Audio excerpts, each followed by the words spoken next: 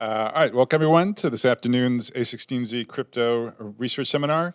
Very happy to introduce Shai Bernstein from the Harvard Business School, where he, among other things, co-directs Crypto and Web3 Center with our own Scott Commoners, among others.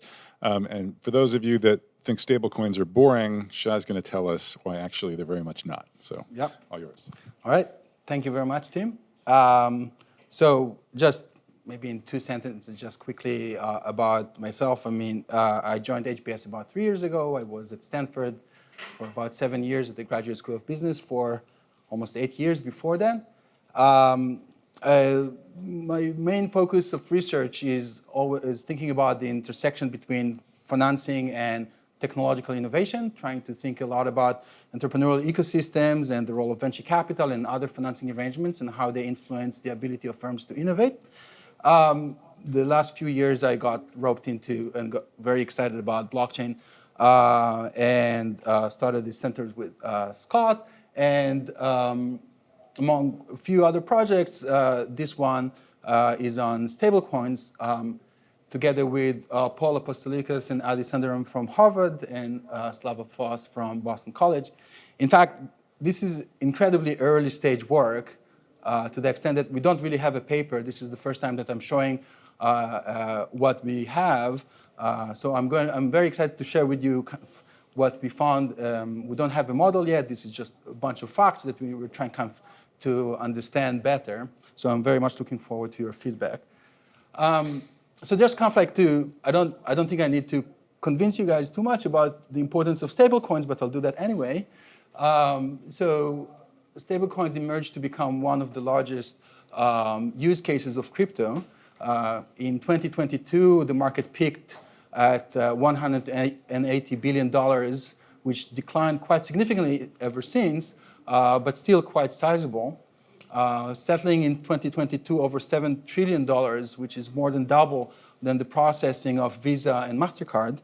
Now, the future or the promise of stablecoins has various aspects. One is this idea that we could generate this more efficient and cheaper and faster payment system, which might be particularly important in cross-border payments, where the transaction costs are incredibly expensive and settlement can take multiple days. But the other promise of stablecoins is this idea that it might enable access to financial services, store of value, and access to US dollar potentially in emerging markets and for populations that either don't have access to traditional banking services or are unable to afford traditional banking services. But more realistically, the way that stablecoins are being used today is mostly enable leverage and store value within the cryptocurrency ecosystem. Now, in order to enable stablecoins to fulfill their promise to a large degree, we really need to understand both the liquidity and run risks considerations of stablecoins, which is naturally top priority for regulators and policymakers. So what are we doing in this paper? We're going to try to understand how market preferences shift during periods of significant market stress between different types of stablecoin designs. And by market preferences, I mean both traders and liquidity providers.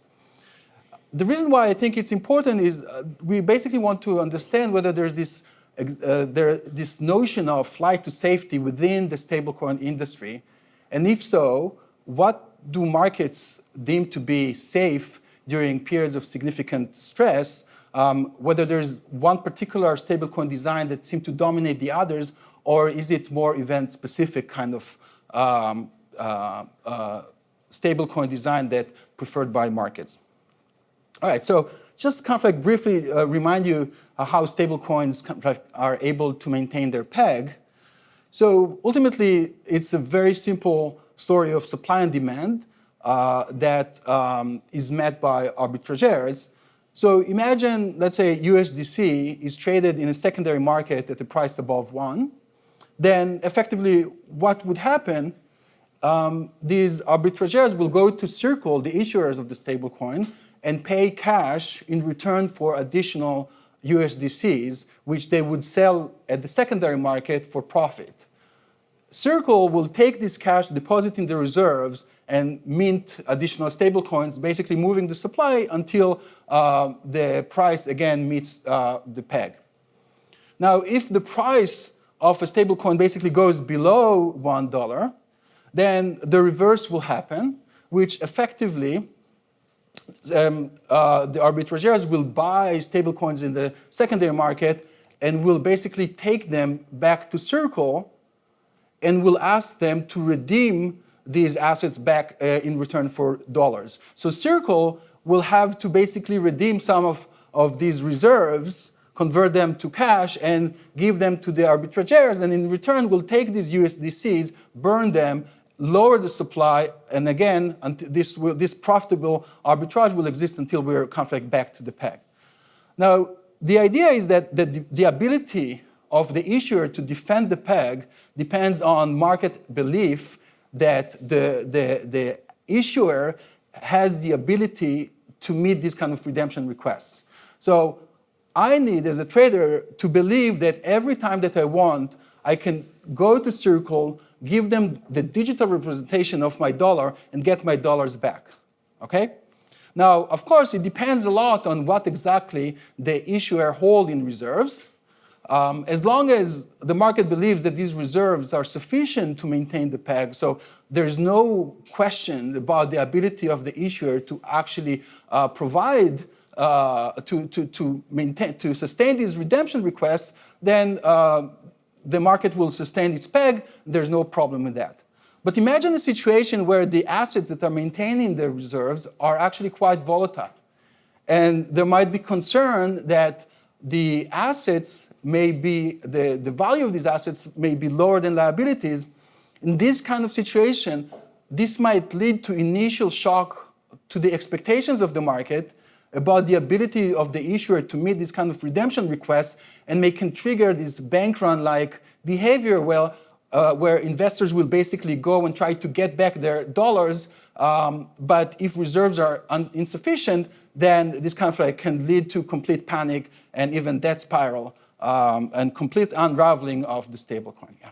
Do you think that's more of like a bank run kind of model, or more like the more thin shim, like defending the currency attack? Is this do you think of this more like a bank run or more of like a currency? Yeah, so I think that effectively, I think about that very much like a bank run, when there's some expectations that they might not be able to honor their commitments of giving me my dollars back. I'll basically try to kind of like go ahead before everyone else to kind of like get whatever is left in these reserves. Now, there's significant heterogeneity across different types of stablecoins in terms of how they maintain the peg. So, and the heterogeneity or the design choices of different types of stablecoins vary across several dimensions. One, most importantly, is what exactly they hold in reserves. Fiat-backed reserves, for example, in the case of USDC and Tether, they basically maintain off-chain assets like cash and cash-like securities. But then the alternative is basically, for example, MakerDAO through the creation of DAI. They maintain mostly cryptocurrency in reserves. Because cryptocurrencies are particularly volatile, and that may generate concerns about the ability to maintain the peg, they require also significant over-collateralization. So for each dollar of DAI, you actually need to contribute significantly more in cryptocurrencies. And then finally, there's these algorithmic stablecoins that basically generate reserves using completely created tokens. The ability to maintain the peg depends on the beliefs of the market that these tokens are valuable. And as we've seen in the context of Terra, these things could lead very quickly to death spirals and unravel. But the composition of the reserves is only one dimension. There are other important dimensions. For example, the level of transparency. If you maintain assets on-chain, then it's fairly easy to understand what you have in reserves. If the assets are off-chain, then you may need to hire auditor. Depends on the frequency of auditing, and depends on the market's beliefs of the reports produced by the auditors. That would influence the level of transparency. There's also variation, obviously, in the nature of decentralization and the compliance with different types of jurisdictions. Now, these different design choices of stablecoins impose different types of risks. So the most important risk, of course, is credit risk, in which the market may concern that the assets, the value of the assets might be lower than liabilities. But there are also custody risk, for example. Let's say that you maintain assets off-chain, then if your banking partner is subject to insolvency or financial concerns, that may influence, may generate important spillovers to the ability of the stablecoin to maintain its peg. And of course, there's also regulatory risk. So if in a certain jurisdiction, there's a tendency to ban or apply sanctions on the kind of stablecoins, and again, it might affect the value of these stablecoins for different types of users. And of course, there's this technological risk associated with these smart contracts. Now, what's interesting is that we have here a situation where there's effectively a competition between different private money issuers that have quite heterogeneous design choices, and they're subject to different types of risk. It might seem as a novel problem, but in fact, this is not the case.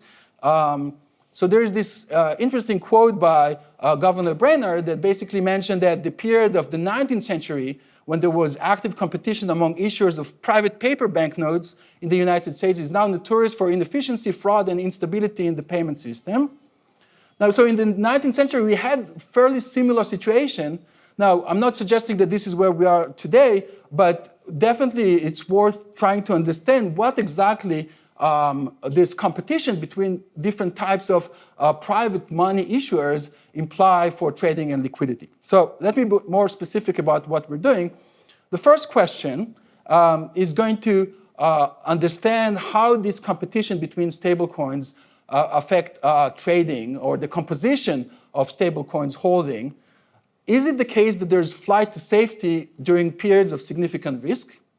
I mean, the null hypothesis, which is a little bit of a straw man, suggests that the market may not, may perceive these different design choices for stablecoin as perfect substitute. If that happens, of course, we should see no change in composition of what kind of stablecoins the market holds. But otherwise, we might see that there's kind of flight to safety if the market perceives one type of stablecoin safer than the others. So this would also allow us to empirically evaluate market preferences to different types of risk. The second question that we're interested in is trying to understand if such compositional shifts exist and traders start to push and change their composition towards one type of stablecoins versus the other, trying to understand the behavior of liquidity. We're going to try to understand the behavior of liquidity providers. We're going to focus, so obviously liquidity is really essential for the proper functioning of the markets, especially during stress. We are entirely going to focus on decentralized exchanges. Decentralized exchanges, as was discussed yesterday, provide incentives to liquidity providers in the form of fees. So if periods of significant market stress are associated with high volume of trade, we might think that this might trigger additional liquidity provision to the market. But alternatively, it might be the case that liquidity providers are facing such a significant adverse selection that even the increased revenues from fees may not be sufficient to compensate liquidity providers, and the compositional shifts triggered by traders may also lead to reduction of liquidity in the market, basically further amplifying the situation. And finally, we want also to understand investor heterogeneity in terms of who are the liquidity providers and how they react. So, for example, you may think that sophisticated deep pocket wallets may be more resilient to these kind of shocks that we are going to explore. And as a result, they might be able to sustain these shocks and add contrarian liquidity. Or alternatively, they might be more sophisticated and might be actually quicker to remove liquidity from the market, triggering additional reaction by others. Okay, so let me quickly tell you what we find, and then I'll show you a bunch of pictures. So we find that during periods of significant stress, and I'll be more clear what I mean in a moment, we find that there is a significant volume of trading of stable to stable pairs.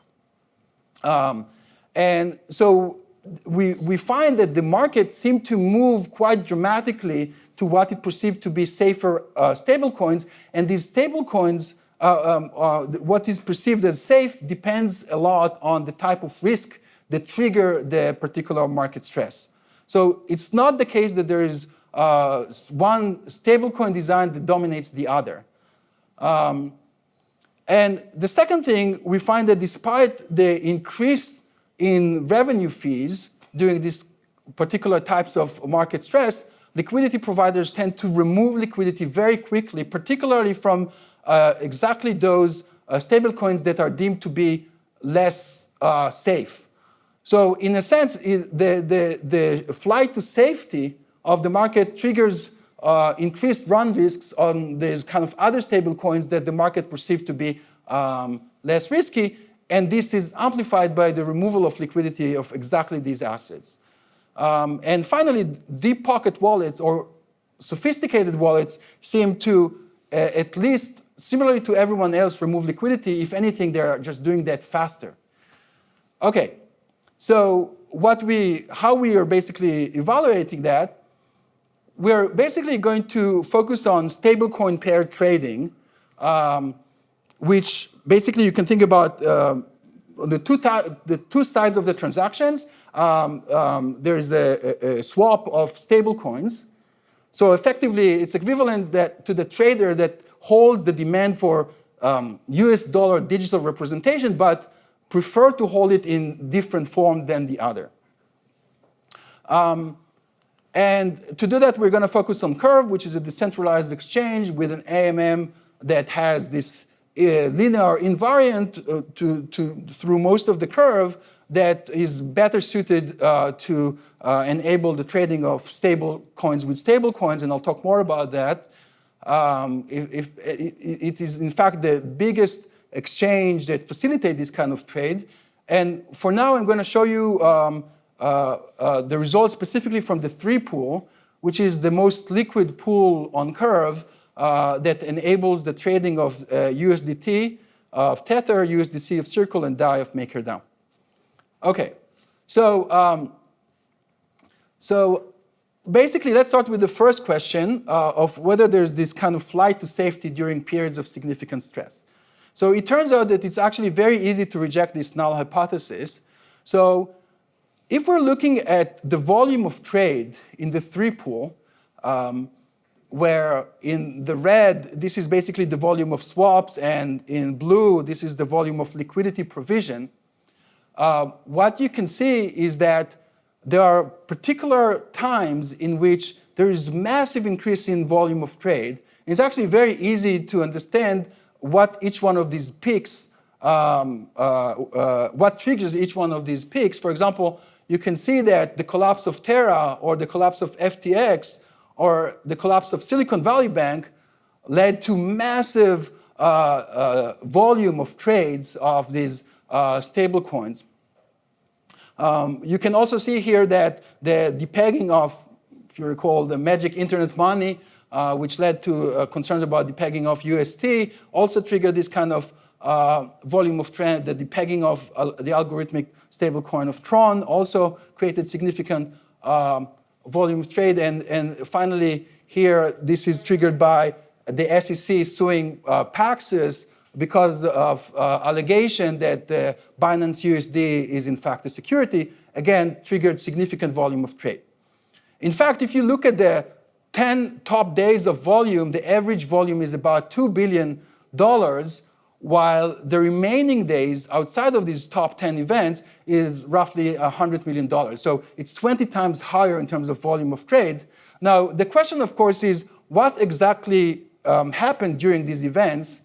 Is this just driven by noise traders, or there's some directional trades that shifts one type of stablecoins towards the other following these kind of events? So we are mostly going to focus on these major events in which there's significant trading volume. Now, you could actually see what happened within the pool when you basically look at the composition of the different types of assets in the pool over time. So the blue represent DAI, USDC, and USDT. If in equilibrium, if they're all pegged to the same underlying asset, the dollar, the only difference between them is the particular mechanism that enables the pegging. So if the market views them as complete substitutes, we should expect that the pool will be fully balanced. So we'll have a third of DAI, a third of USDT, and a third of USDC. But what you can see that there are periods in which there's significant deviations from these equal proportions of the pool. For example, over here, this is when Terra collapsed. And what you can see is that basically traders and liquidity providers withdrew both DAI and USDC such that, and basically they added more USDT in return. Okay, so the proportion of USDT increased from about 30% of the pool to almost 80%, suggesting that markets reacted quite dramatically with respect to the Terra collapse. And you can see that these periods, you can see the other events here as well. So this is when FTX collapsed. This is when Silicon Valley Bank collapsed, where basically traders withdrew almost entirely the USDT from the pool, dumping USDC as there were results about the ability of USDC to sustain their peg. Should I view that when the relative proportion is exactly a third, a third, a third, that means the price is equal? But if it's not a third, that means that some coin is worth more than the other, even though they're both US dollars? No. So the AMM, the invariant of curve, basically maintain a price of 1, even if you're deviating from the equal proportion. So, and I'll come back to that towards the end. The curvature, so if we're just looking within the DEX, the curvatures, once you get to significant deviations from the balance, only then you start to see deviations from the $1 peg. So this is why, and I'll talk more about that, curve has various mechanisms in which they're trying to push both liquidity providers and traders back to balance, but deviations from price stability, you need to see only, you need to find only extreme movements. So for example, if we're looking at the USDT prices relative to this, so you see that USDT moves in this event, but there are other events in which USDT moves, but you barely notice these price effects. Similarly, if you look at USDC, again, the proportions of USDC change quite a bit, but the pegging in terms of pricing happens only in when the pool really moves away from a balanced proportion. Yeah. Wait, from this graph, it looks like USDT is somewhat recovered, even though this is not the case, or is this the case? Like USDT recovered, yes. So it's not UST. So it's not the Terra, it's the Tether stablecoin, which is backed by fiat, by cash and cash equivalent assets. Okay, so what I want to do next, I'm going to show you a bunch of pictures. Basically, I'm going to look at different event studies that are triggered by different types of risks. So for example, first I'll show you events that basically there's major increase in uncertainty in the crypto market driven by the collapse of FTX and Terra.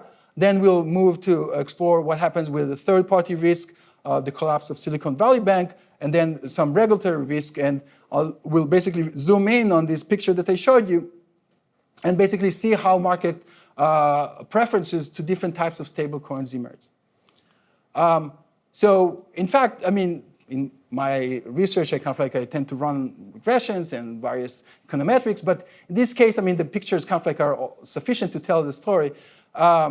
So for example, when Terra collapsed, you see that up to the event of Terra, the pool was fairly balanced. So this is basically the percentages here represent the proportion of of USDT, USDC, and DAI in the pool.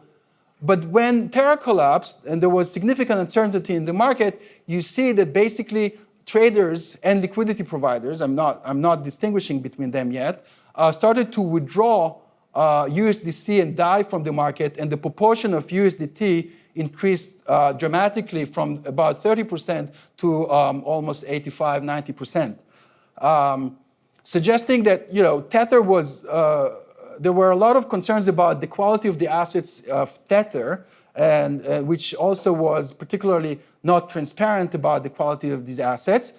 And during periods of significant uncertainty, the market was concerned about the ability of Tether to maintain the peg and sustain redemptions. And as a result, it seems like the flight to safety here was basically towards either DAI or USDC, both much more transparent stablecoins that it was much easier to evaluate the extent to which they might be able to sustain redemptions if needed. So you see that basically traders tend to shift the type of, still they're interested in holding stablecoins, but the type of stablecoins, the mechanism in which it sustains its peg is entirely different. Now, if you are interested just in understanding the traders' behavior, the liquidity takers, you can see basically similar story when you can see a significant decline in the amount of USDC and DAI available in the pool, which is exchanged by USDT. Okay, so the proportion, the amount, this is here in millions of dollars, you see the increase of USDT. Question. So you could imagine sort of shifts in demand being caused by things other than just sort of risk attitudes, right? So like one concrete example would be like if the price of ETH is plunging and everybody has these over-collateralized loans on MakerDAO, all of a sudden they really need DAI desperately so they can sort of close out their loans, right? It's not so much that they think the other stablecoins are bad, it's just the Maker only accepts DAI.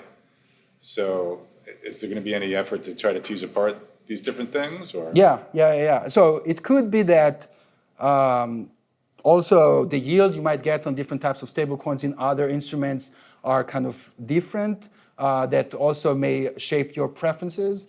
What we kind of like did so far is basically we tried to look at the yields, for example, on Aave, how they react to these kind of events, and whether they can explain these kind of shifts. If anything, we find the opposite. So first of all, the magnitudes here are enormous in terms of, you see kind of almost $1 billion of USDC and USDT are basically being taken out of the pool. So we can also, so one way that we could explore directly what you're saying is basically see where this money is going. So do we see that, if there are suddenly very attractive yields somewhere because of these changes, we might see that these stablecoins are being directed to various DeFi protocols, so we can actually trace that. The second thing is that when we were just looking at yields in Aave, we didn't see that this can really explain. If anything, it was going the other direction. But there's still kind of like much more that we need to do in terms of tracing what were the purposes in which what these wallets basically did with these assets after withdrawal. Yeah, because yield optimization doesn't really seem like a good fit for looking at these sudden price shocks, right? I mean, when Terra's crashing, I don't think too many people are worried about like getting 5% instead of 4% on Exactly. the lending protocol, right? Whereas this idea of like you actually need a specific stablecoin because it's the only one you can use to close out certain positions, right? That is an in the moment kind of effect, right? So. Yeah. Interesting. So that would be in the context of MakerDAO. So we could definitely look at that in particular. The explanation for USDC might be need to think about how that would work. Because one thing you could do is like after the swap, does the stable coins that they swapped into, do they do anything with them? Exactly. Or do they just hold them? Exactly. That would give you some indication. Right? Exactly. Yeah. But the interesting thing is that this story, you basically see a very similar picture that emerges when FTX collapsed. Again, one thing that is not clear to me is first of all, is why USDC and DAI kind of like are traded in this almost perfectly together within the pool. During this time period, I guess there was some some stories that DAI was kind of like almost entirely backed by USDC, so that maybe that was kind of like led them to be traded so similarly. But in any case, you kind of see again that when FTX collapsed, again we see major shift in the composition of the pool, where traders are basically taking out USDC and DAI in return for basically dumping into the pool USDT. And again, you see kind of like the swap activity and how it affects the quantities. Now, another story is basically looking at regulatory activity. So that's kind of like a different types of risk. So for example, Tornado Cash, which is a decentralized mixer, was banned by the US Office of OFAC, and arguing that it had played a central role in laundering more than $7 billion. Following the ban, Circle started to freeze and blacklist addresses that were associated with Tornado Cash Mixer, and that created a surge of concern about privacy, the autonomy of being able to use USDC. It raised concerns about what are the next steps of the US Office of OFAC. Subsequently, interestingly, Tether responded to the US regulations, or the US sanction, by claiming that, well, first of all, we are not supporting American customers or conduct business in the US. Therefore, we view this as we might voluntarily choose to do that, but we feel no obligation to comply. What this triggered, as you might suspect, is a significant withdrawal of USDT out of the pool. This kind of concerns about additional sanctioning of USDC led to a replacement of USDC with Tether. So again, kind of like regulatory arbitrage, where in this case, well, it's a little bit harder to see, but there's this kind of like replacement of different types of digital representation of the underlying US dollar, but now moving to assets that are less subject to this regulatory regime in which the USDC was forced to blacklist wallets associated with Tornado Cash. In fact, you see very similar story also when the SEC sued Paxos. So this is very recent. So when the SEC announced that it intends to sue the stablecoin issuer Paxos, because it was alleged that the Binance USD is in fact an unregistered security because of various privileges Binance provided to holders of BUSD, Paxos in response halted minting the new BUSD tokens. At the same time, it raised concern about, okay, what does SEC do next? And again, you see this regulatory arbitrage where there was, again, within the three pool, there was this substitution where there was withdrawal of USDT, which is less likely to be subject to the US regulatory changes. So again, these kind of like regulatory risks seem to shift what kind of stablecoins traders were interested in terms of holding. And then the final thing, yeah. In all these graphs, like, USDC and DAI are really closely correlated, and USDT is not. Is it always the case, like even on normal trading days, that USDC and DAI are better correlated than? Yeah. Yeah. So we need to further check that, but I think that the correlation of USDC and DAI increased dramatically over the last few months.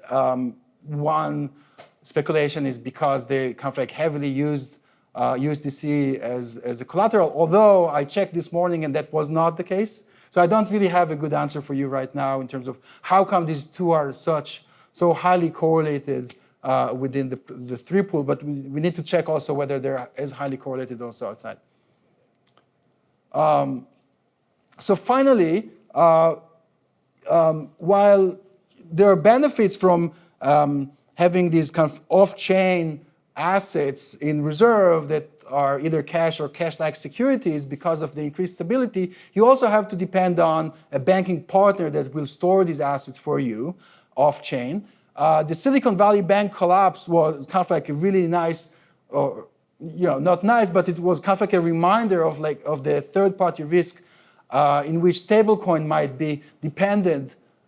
These kind of stablecoins might be dependent on the traditional financial system.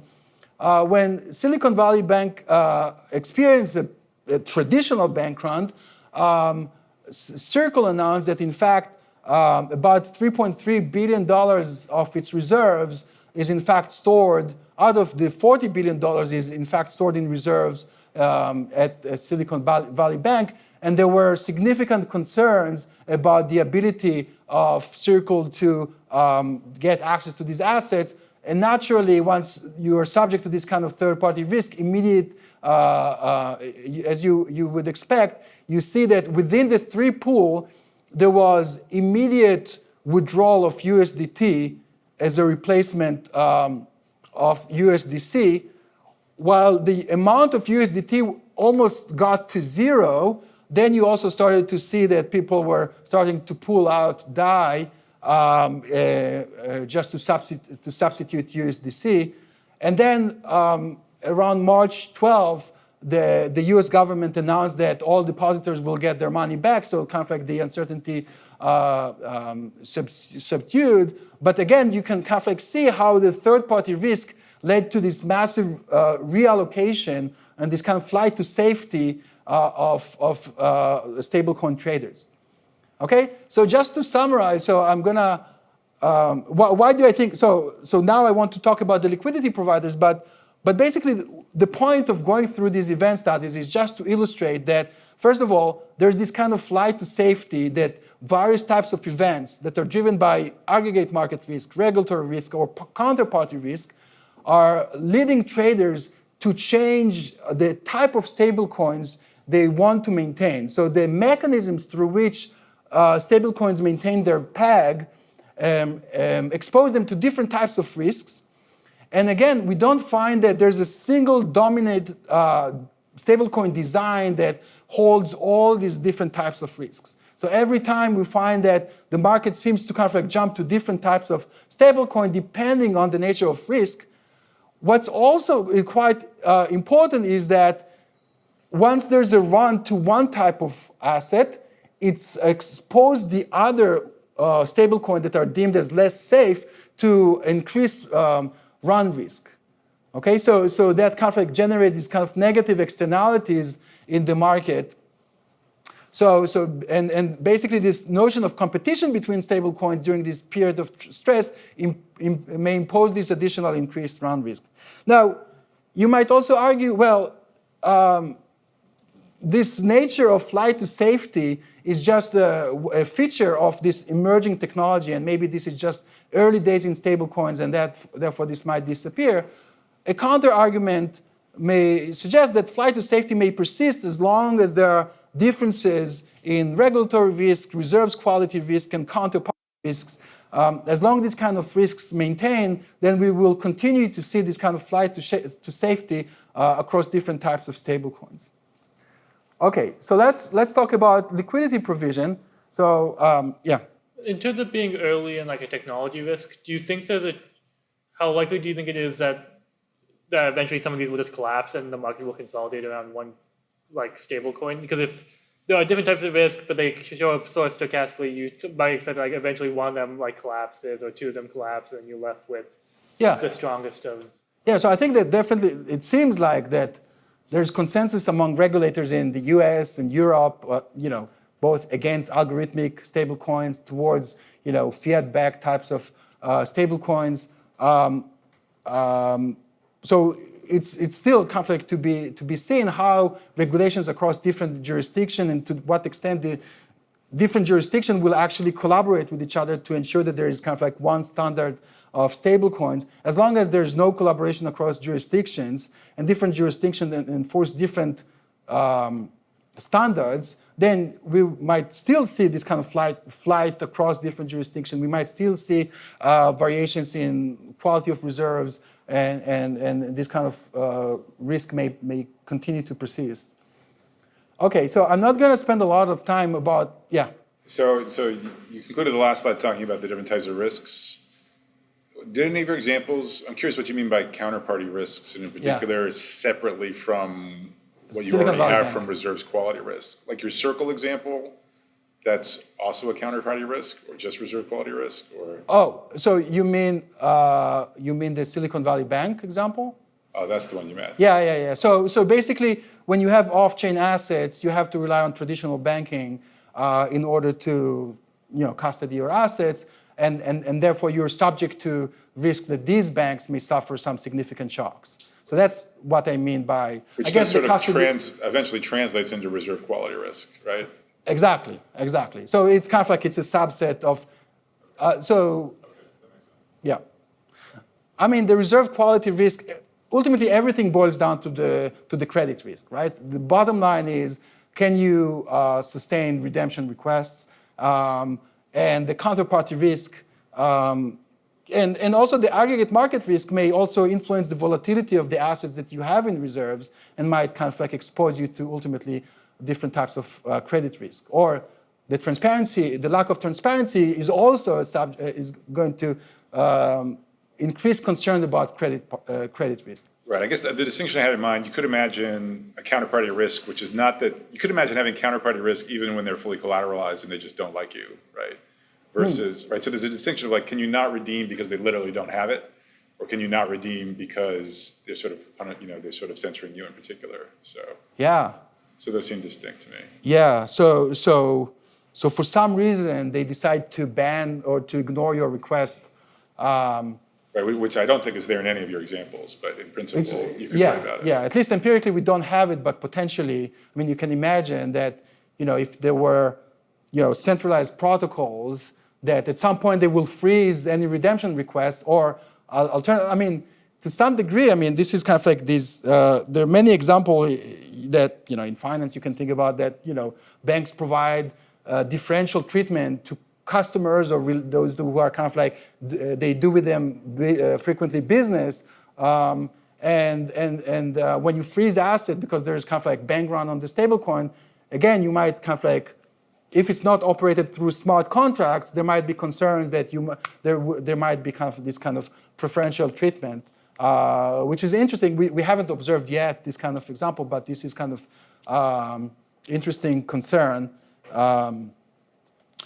For example, the way that Circle works, they kind of like they don't have the market. They don't operate with permissionless set of arbitrageurs.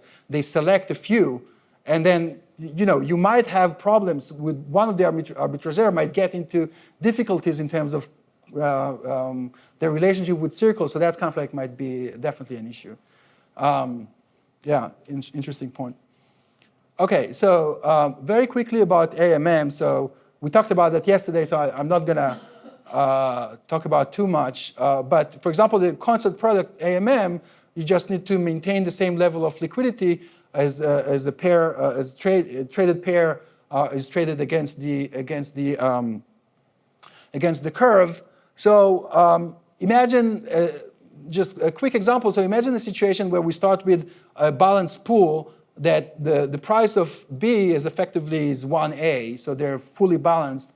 Now, let's assume that there is some price shock, and the price basically drops to, price of B drops to half A. So just there's this kind of aggregate market shock that leads to decline of the price of B. Basically, what will happen in order to get to the price of half A, what we're going to see is that informed traders will sell 8 B coins in return for 6 A coins and generate profit along the way, and move the DEX to this kind of point where the price is going to be half A. Okay, so now people typically tend to talk about. I mean, we talked yesterday about lever.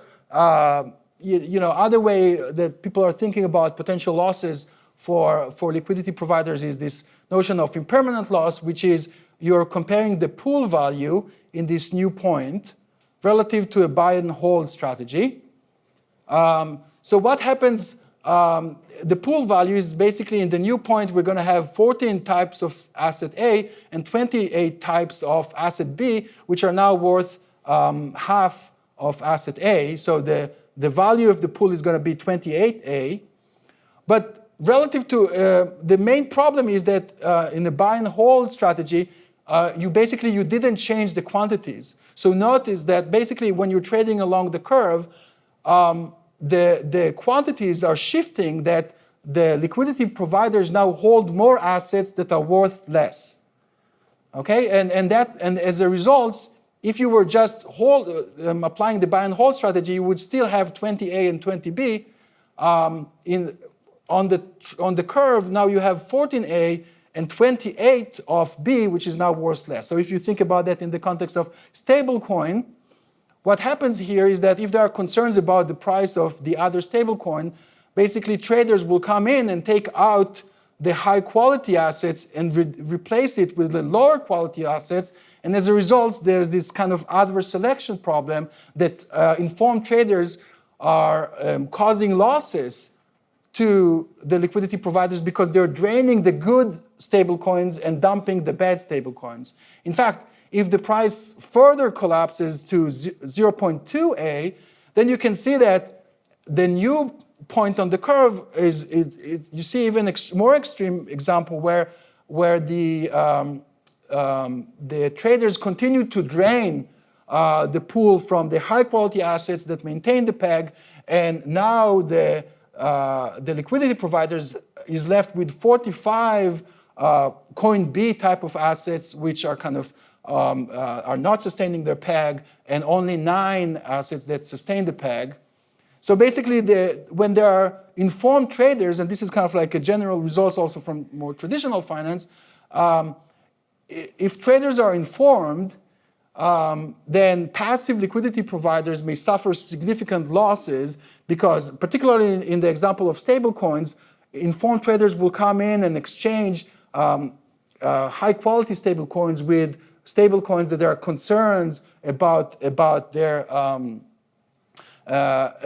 peg. So they kind of like face this kind of significant adverse selection, and as a result, the mechanism will try to compensate liquidity providers such that they will get a significant share of the fees. Hopefully, the fees will be sufficiently high to outweigh the potential losses that liquidity providers are facing when trading against informed traders. Now, Curve in particular has various interesting mechanisms in which they're trying to maintain the balance of the pool. One thing is the invariant. So as I mentioned earlier, the invariant of Curve has significant linearity that effectively, almost mechanically, as long as you're trading against the curve in these prices, remember from yesterday's talk, the price is basically the derivative of the curve. So the derivative is going to be equal to 1 in this linear part. So basically, you're going to sustain price stability even if you're deviating from the balance of the pool, and the prices might start to change only in extreme cases. The second mechanism that Curve applies to try to maintain the pool balance is that they enable one-sided liquidity provision. In fact, they will give you bonuses if you provide liquidity to the least demanded coin. And finally, there is also mechanisms of dynamic fees.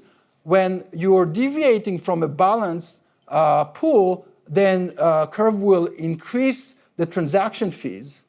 Again, hoping that this might increase the revenue for liquidity providers, and as a result, may encourage additional liquidity provision. Now, the question ultimately is whether these kind of mechanisms on curves are sufficiently to offset adverse selection losses that are associated with these kind of like major events. Yeah. The fee increases trades in both directions, or just trades that go even farther out of whack? As long as you're further away from balance. Right. So suppose there's a trade that comes in that's going to make it more balanced. Oh. Do they pay the higher fee? I think as far as I remember, it's just kind of like on distance from the balance. I'm not sure, to be honest. It's very hard to understand from Curve documentation what's going on there.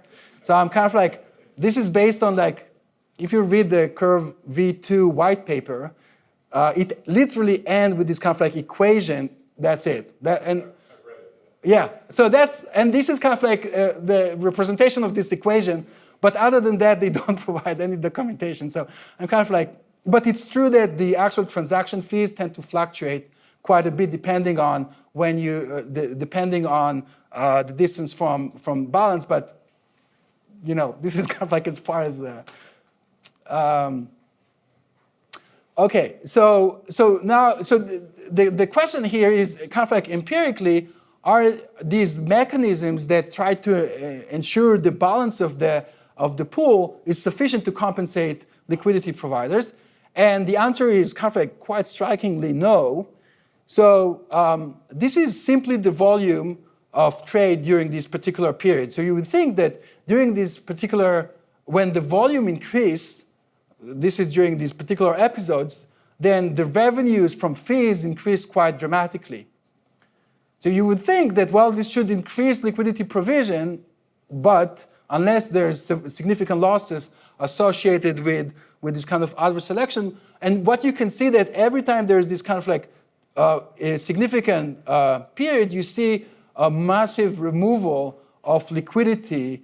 So the value locked in the pool shrinks quite dramatically, suggesting that whatever compensation curve offers to liquidity providers is quite far from being sufficient to entice liquidity providers to come in and provide additional liquidity.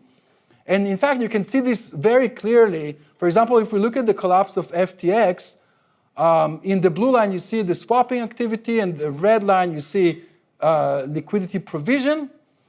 And you see that there's a significant decline in liquidity provision around the time that FTX collapsed. So exactly during times that you would think that liquidity is most needed to lower transaction fee or lower slippage, in fact, we see that markets tend to almost to contract by a significant decline in liquidity. You kind of see similar reaction also when we're looking for DAI decomposition. The reason why I'm showing you that for every coin separately is because you can provide one-sided liquidity for one of the tokens. You don't have to provide an equal proportion of liquidity in Curve. And finally, you also see that there is also removal of liquidity also when for USDT, even though there's almost simultaneously you see that people are trying to avoid. They're basically dumping USDT in the market, but then at the same time they're also eliminating liquidity of USDT in the market. One interesting aspect, I mean, again, if you look at the Terra Luna crash, you kind of find very similar results. One kind of interesting exception is that you see that for USDC, when Luna crashed, there was an initial spike in liquidity provision, at least temporary for a few days, but then as kind of losses accumulated, liquidity was removed nevertheless from the market. So, but kind of it doesn't matter how we look at that, you kind of see that liquidity provision essentially disappears during this kind of events, and this is also, you see also similar decline in liquidity also during Silicon Valley Bank and across basically all of the all other cases. The last point that so basically what we find is that despite the increased revenue from trading volume, despite the increased fee structure due to deviation from balance, and despite the increased incentives to add liquidity to least demanded stablecoins, we see across the board removal of liquidity during periods of significant market stress. So it seems like these kind of incentives are not sufficient. This is quite interesting. There's a quite interesting distinction from the operation of, market making during traditional finance, where basically the spread is going to react to market forces. Liquidity providers in order limit books will basically increase the spread when they're facing more informed trading. But in Curve, these parameters are basically set, through the DAO or what. So they're basically just set. It's not these parameters of the nature of the incentives are being set exogenously and not as reaction to market forces. Definitely not in the few days right after the shock happens. And the lack of market forces shaping the incentives, we see that basically these parameters are not set, empirically it seems like the parameters are not set sufficiently to offset concerns about adverse selection and informed trading during these periods. The last thing that I want to show you, and I'll just mention that very quickly. Shai? Yeah. One thing, in fairness, right, the bid-ask spread may well be infinite at equilibrium, right, by market makers if the volatility is sufficiently high, right? Which is kind of the same as all the liquidity being withdrawn, right? No, it's not clear that there is a set of, of course, let's imagine a world in which you dramatically increase transaction fees. That might also kind of as we heard yesterday, that might generate significant other consequences for arbitrageurs and so on. So it's not clear that there's a clear mechanism that would actually solve this problem, or there's a set of parameters that could offset, because unlike, for stablecoins, unlike maybe ETH or stablecoins, the outcomes are incredibly binary. So you're not concerned that the price will drop by 10 or 20%. You're concerned that the price will drop by 100%. So in such scenario, it's not really clear that you can design sufficient incentives to offset these kind of concerns. So I completely agree. Which it's an interesting question, given the magnitudes of these events, whether you can actually design parameters that would offset these kind of risks. Yeah. Actually, those pools look like they're actually designed to keep this balance, like when the fluctuations are low, but actually aggravate things when the fluctuations are high, because it's like linear in the middle portion, but suddenly the derivative blows up. That's a really good point. So basically what happens is that because of lack of curvature, it makes it very cheap to drain the pool effectively from the good assets.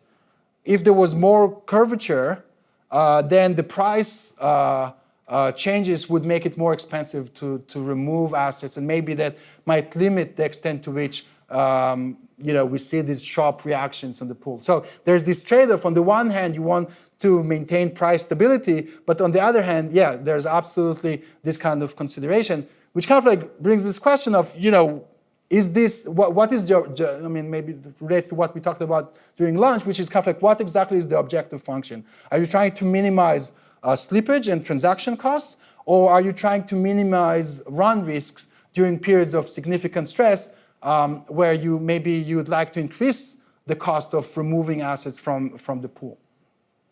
Yeah. My take from what you've said so far is sort of a little bit more optimistic, in that, essentially you're trading here nickels for dimes, right? 2 nickels for a dime.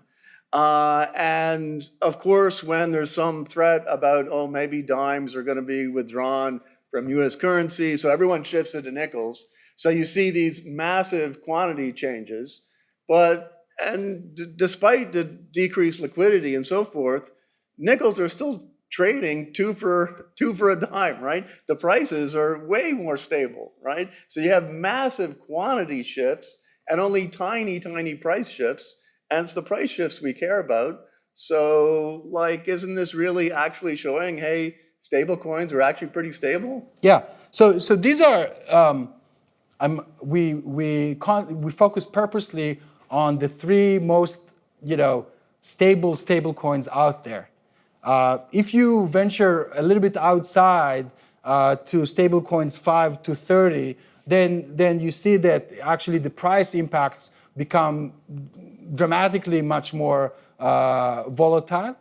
And secondly, the extent to which these stablecoins survived they were depegged for some time and ultimately recovered. I mean, I think, yeah. So on the one hand, it's kind of like illustrating that market forces were able to kind of like converge back to the peg, which is it's a really important point. On the other hand, it's kind of like these mechanisms and market forces seem to nevertheless embed significant volatility in the quantities. You write that the quantity fluctuations are going to translate into prices only in the extreme cases, but still, these kind of like, you see that the quantity fluctuations are pretty volatile over time. Now, to the extent, so it kind of like illustrates at the least, and I'll conclude here because we're out of time. So at the least, what we kind of like find that there's significant flight to safety. And the flight to safety is driven by different types of risk. So it's not triggered by one type of risk all the time. And this kind of like, this imposes run risks on the least preferred stablecoins that is amplified by removal of liquidity. So these are kind of like forces that go towards breaking the peg. The fact that it didn't ultimately, or the peg recovered, I think is kind of like, is comforting, but it's not suggesting that these kind of forces are not important if we're thinking about ultimately stability. Right now, you can also think about, well, this occasional volatility or depegging could be sufficient to prevent from the use of these stablecoins used as money, right? So when we use money, we don't ask questions, well, is there kind of like particular features that are risky or not? We just use it. And so as long as we're not there, that might be also a concern. But we can continue this conversation. Finally, the results that I didn't get to show you is that we find that sophisticated and deep pocket wallets do not seem to differentially provide liquidity. If anything, they seem to run first by removing liquidity from the market. So super early, looking forward to talk more to you. We're still trying to figure out how to move forward with this project. So thank you very much for your comment. And the very last point, so you made it sound like it's not, I would have expected them to really be the first ones to flee. But what you said suggested that that was not very noticeable.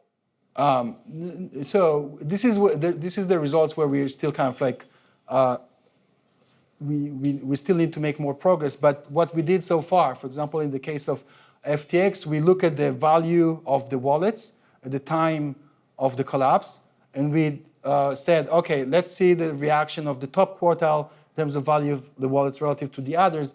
You can see that in terms of, here we see the liquidity removal, and you actually see, in line with what you said, you see that the top 25%, the top quartile, based on the value of the wallet, they seem to remove liquidity first. And that seems to be consistent also for DAI and USDC. And another way we're looking at these wallets is based on the level of sophistication. We look at how complicated the transactions that they tend to execute on Curve. And again, we see that they seem to react first and withdraw. In some cases, they seem to kind of like react similarly, but if anything, they seem to be, on average, move much, much faster. The other thing that was suggested to me earlier today is also to see whether exactly those that remove liquidity are also those that swap at the same time. So if you want to avoid USDT, you're not only going to avoid by swapping to USDC, you're also going to remove the liquidity of the market. So this kind of like going to be almost kind of like a double impact on the stability of USDT. And then finally, we actually know who are the wallets who provide liquidity. We can see how concentrated are the liquidity providers and whether the liquidity removal is driven by kind of like the big whales, so to speak, or driven by more smaller liquidity providers, but which is not consistent with what we find here. Do you have any sense of the geographic region of these wallets, or any sense from the data or anecdotally how those trends vary across different jurisdictions? No. In fact, if you have any ideas how I can identify the geographic location of these wallets, that would be super interesting. I guess like something like Chainalysis comes to Yeah. mind, but not sure. Yeah. But that would be interesting. Yeah, time of day, yeah. The time of day, that's right. Yeah. So what hypothesis do you have in mind? So Well, I'm thinking of some of the promises you laid out at the beginning. yeah. There's a lot of rhetoric and some anecdotal evidence of stablecoins being highly adopted in places like African continent for Yeah. these reasons. So it could be interesting to see a Yeah. little more fine-grained, like between stablecoins and like during Right. these right. different points in the market. So time of day of trading could be an interesting way of looking at that. In general, I think that it's really interesting to see where it's adopted and how it's being used. If the exchanges are different at different countries have different exchanges that are like central exchanges that are popular with them. Maybe you could link like central like sexes to what's trading on the DEX. Right.